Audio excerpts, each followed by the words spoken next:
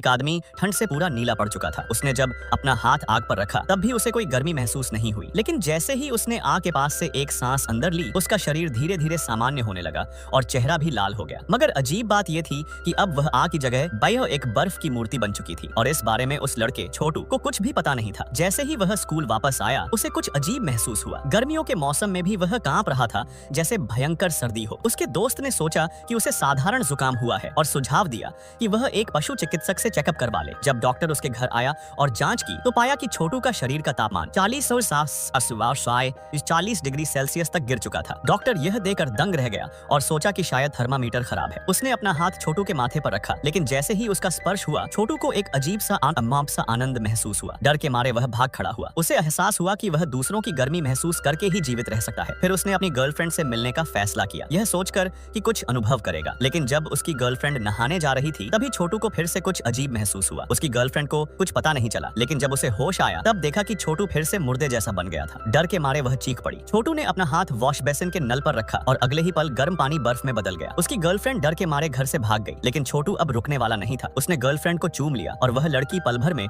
बर्फ की मूर्ति में बदल गई। वहीं छोटू को फिर से वो अजीब सा आनंद महसूस हुआ। पर हैरानी की बात यह थी कि एक इंसान की गर्मी केवल 2 घंटे तक ही उसे सामान्य रख पाती थी। उसके शरीर पर फिर से बर्फ जमने